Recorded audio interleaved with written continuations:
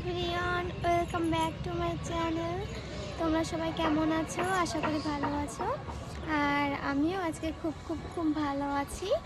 আর আজকে কত সুন্দর আবহাওয়া, রোদ উঠেছে, তাই ভাবছি কিছু ভিডিও করতে যাব, মানে কিছু শ্যুট আছে তাই। সো আমি এরকম একটা সুন্দর রেড শাড়ি পরেছি আর সুন্দরভাবে সেজে নিয়েছি। আমাকে কেমন লাগছে তোমরা কমেন্ট করে জানাও। আমরা প্রায় চলে এসেছি ভিডিও শ্যুট করার লোকেশানে।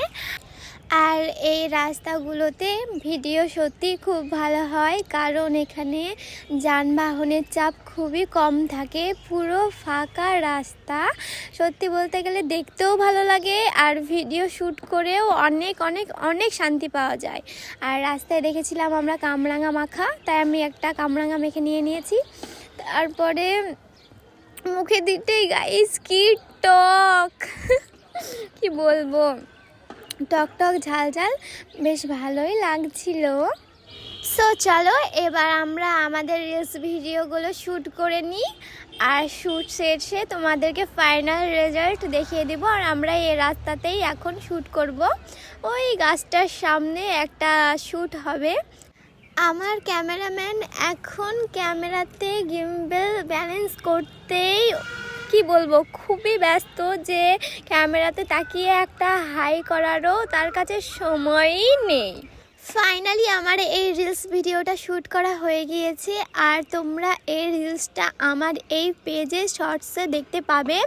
সো তোমরা দেখে নিও, আর খুব তাড়াতাড়ি আপলোড করব ভাবছি। আর দেখে যদি তোমাদের ভালো লাগে তাহলে কমেন্ট করো।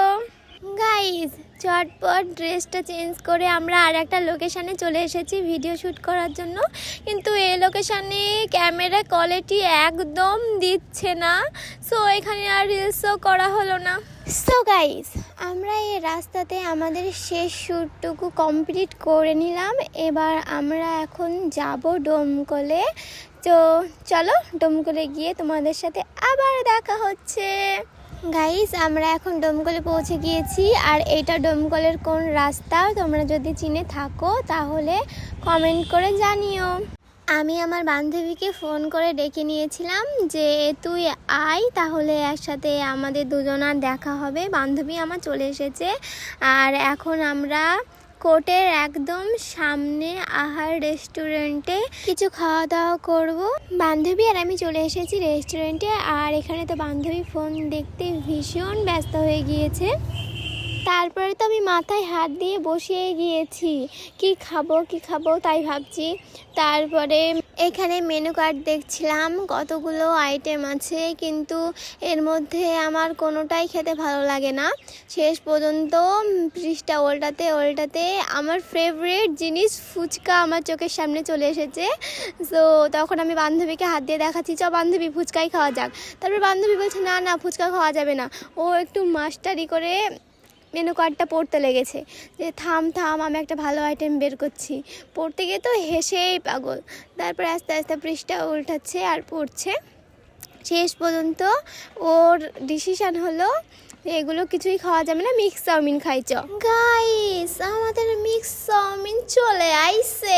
আমি আর আমার বান্ধবী এখানে খেতে থাকি, আর তোমরা যারা আমার চ্যানেলটা এখনো সাবস্ক্রাইব করোনি তারা তাড়াতাড়ি সাবস্ক্রাইব করে নাও আমাদের এরকম ইন্টারেস্টিং ব্লগ ভিডিও দেখার জন্য।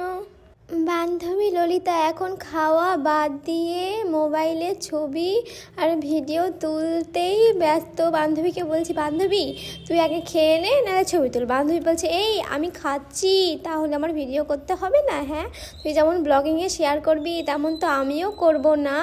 আমি তখন বললাম ঠিকই আছে, করো। গাইস ক্লাস ফাঁকি দিয়ে এখানে আমি আমার বান্ধবী এভাবে দাঁড়িয়ে আছি, স্যার বেরোবে আর আমাদের কেউ না দেখতে পাই। সব ক্লাসরুমে ক্লাস চলছে আর আমরা ফাঁকি দিয়েছি, তাহলে ভাবো কত বড় ভালো মানুষ আমরা। আজকে সেদিন যে কাজটা আমাদের এই দমকল সবাই উপলব্ধ করলো, এটা খুব দরকার ছিল।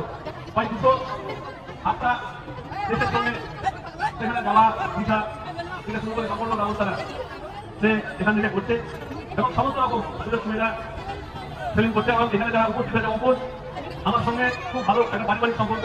গাইজ, বাংলা সিনেমার নায়ক অঙ্কুশ দাকে তোমরা কে কে চিনো? আর অঙ্কুশ দার মুভি তোমরা কারা কারা পছন্দ করো?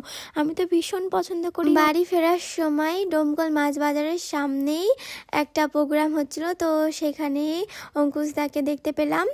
আর অঙ্কুশ দার নতুন রিলিজ হয়েছে নারীর চরিত্র বেজায় জটিল। তোমরা কে কে দেখেছো?